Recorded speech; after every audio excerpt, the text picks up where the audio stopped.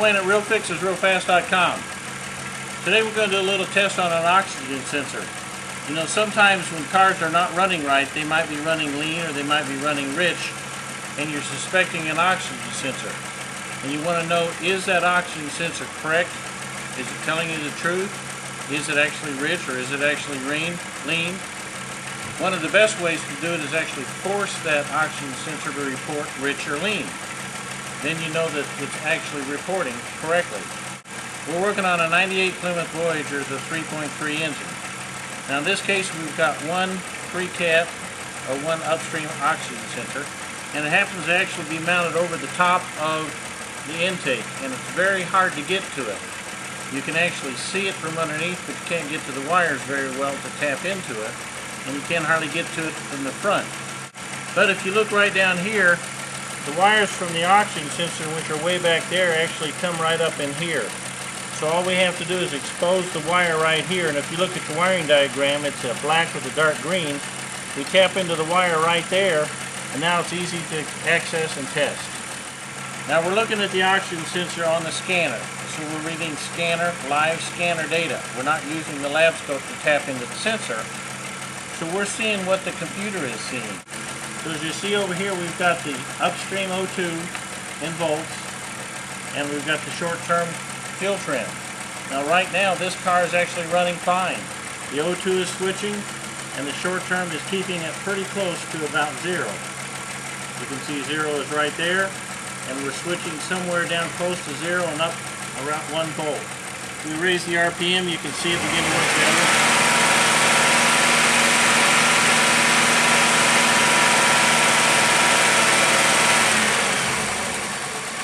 But we want to test this at idle.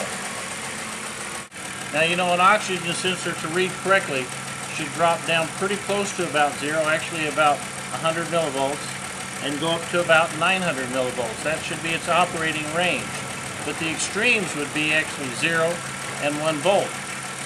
So if we can force this to its extremes, we ought to be able to see the short term react to that. That would tell us that the oxygen sensor is good, it's reporting true, and the computer is seeing it and it's adjusting correctly. So how are we going to do that? Well, the simplest way, as we're tapped into that wire, and then I've got an alligator clip wire on here, we're just going to take this alligator clip and we're going to touch it to ground. So we're going to force that oxygen sensor a 0 volt signal. So I'm going to take my alligator clip, I'm going to attach it to the ground, and if you watch the oxygen sensor, you should see it immediately go to ground, and if you watch a short term, it's rising, it's adding fuel. Now when I take the ground off, the oxygen sensor should start responding again and the fuel trim is coming down. So I just forced the oxygen sensor to ground, and that tells us the oxygen sensor is capable of reading a lean condition, and it's capable of telling the fuel trim, through the fuel trim, to add fuel, and it's adding fuel. Now what about the other side? How do we make it drive rich? Now the only source of power we have on this car is the battery, and that's going to be 12 volts. But if you think, the oxygen sensor is supposed to respond between 0 and 1 volt. So I can't just touch it to the positive, because that would give it 12 volts. So how do I go from 12 volts down to 1? I need to introduce resistance into that circuit somehow and drop it from 12 volts to 1 volt. The simplest way to do that is just to let me be the resistance. So I'm going to take this same wire that's tapped into the signal wire of the oxygen sensor, and I'm going to hold it in one hand, and I'm going to touch my other hand to the battery positive. I'm going to be the resistance. We should drop it down to 1 volt. You should see it in the oxygen sensor. 1 volt means it will go up to 1 volt. I'm just going to lick my fingers and get a better connection and touch the positive. You should see the O2 go to 1 volt, and it suddenly did. And you can see the fuel trim starting to pull fuel away. Now we've pegged it out at 1 volt on the resistance. So when I let go of that positive, you can see the oxygen drop back down, the fuel trim start rising again, and the computer's going to again start adjusting fuel.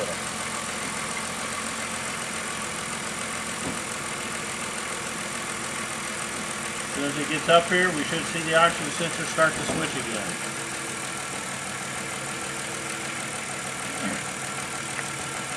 So at this point, we have forced that oxygen sensor to recognize a rich condition, to read 1 volt. And when it did, the PCM recognized that. Through short term, it told it to start pulling fuel away. It's too rich. So you saw the short term go down. So at this point, we've just tested the oxygen sensor and confirmed that it is good. And we've done it by really having to gain access to a difficult positioned oxygen sensor. We just find the wire that we need in the wire loom, tap into it, and conduct our test. So we just showed how to test an oxygen sensor on a good running engine. It's not running rich or lean. But what if you did have a rich running engine? So we're going to create that. What I'm simply going to do is find a vacuum port. Now I've got a little vacuum port here. I'm going to pull the key off of it, or the cover off of it. And you can hear it creates a vacuum leak. Now I'm just going to take propane through our little propane tube.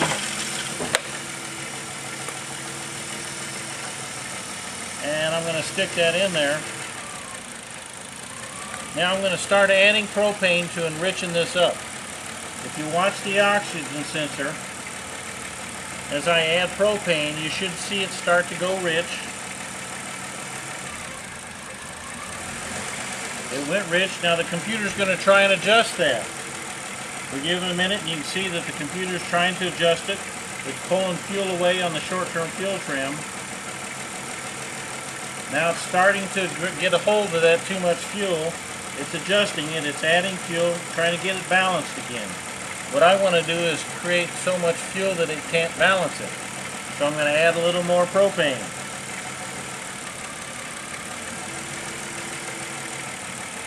The oxygen sensor's rich, the computer's pulling fuel away, it starts adjusting again.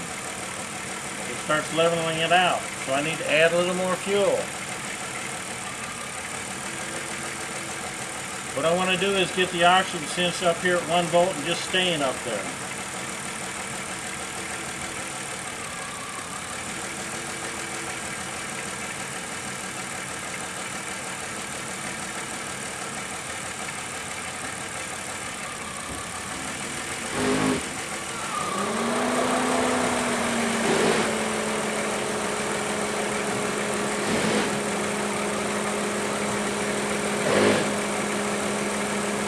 Okay, at this point, the cooling fan kicked on, so it's a little hard to hear me.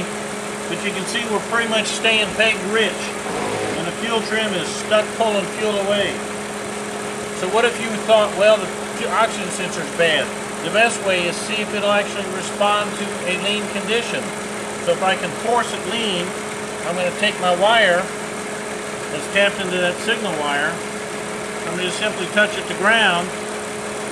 And when I do, you can see the oxygen sensor immediately it'll go to ground, and the fuel trim, the computer is adding fuel.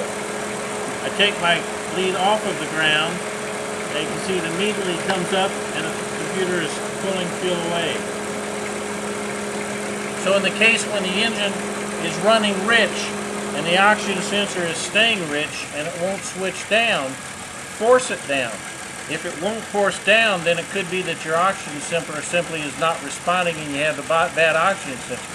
But if it responds to you forcing it down, then you've got a rich condition. You need to research that and find out why it's rich. So there's really basically 2 tests that have been done here. One test is testing the oxygen sensor. When we added propane, or when we pulled the vacuum line off and made it go lean, we were watching and seeing that the oxygen sensor was actually responding to what we created. The other test was whether or not the computer is responding correctly to what the oxygen sensor is telling it. So when we take the sensor wire and ground it and drive it down to a ground signal or 0 volts, the computer saw that and started immediately adding fuel.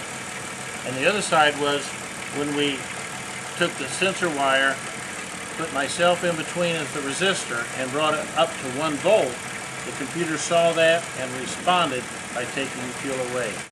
So the key here is understanding the sensor, understanding fuel trim, and understanding how to get access.